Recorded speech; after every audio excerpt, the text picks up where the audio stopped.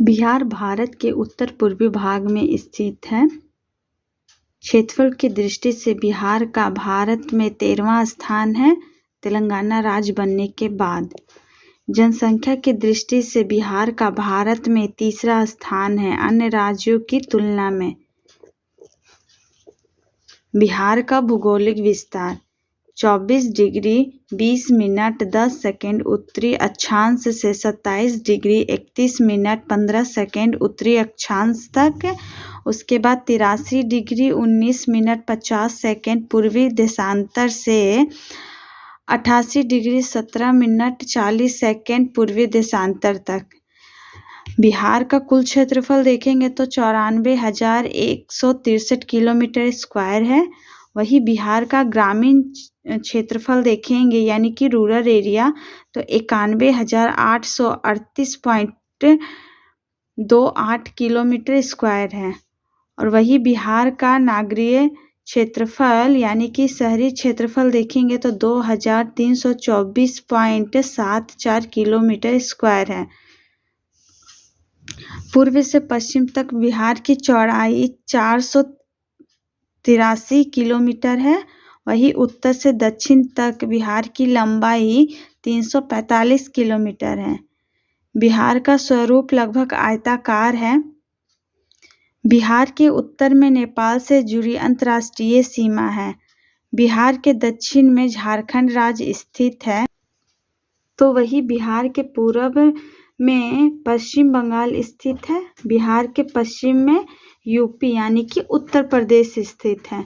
बिहार का क्षेत्रफल पूरे भारत के क्षेत्रफल का 2.86% है। वही बिहार राज्य मुख्यतः बीच गंगा के मैदानी क्षेत्र में स्थित है।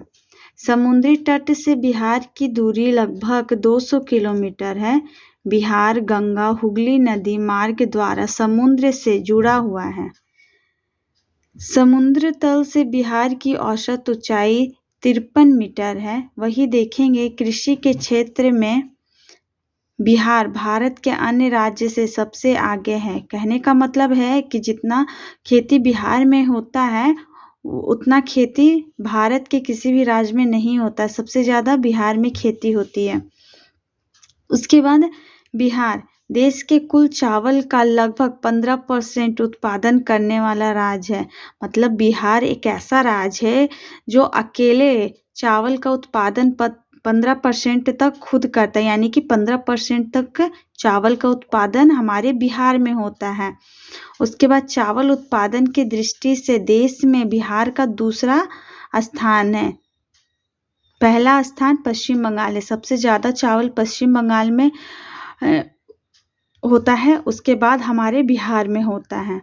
तो गेहूं, मक्का, तिलहन, दलहन, तंबाकू, जूट, मिर्च इत्यादि के उत्पादन में बिहार का देश में महत्वपूर्ण स्थान है। मतलब बिहार में सिर्फ चावल ही नहीं बाकी के चीज़ों में भी बिहार सबसे आगे है उत्पादन करने में। जैसे गेहूं, मक्का, यहाँ पे जो हम लोग पढ़े हैं, जूट हो गया, तंबाकू हो गया। उसके बाद बिहार में भारत का कुल खाद्यान्न का 8% से 10% तक उत्पादित होता है।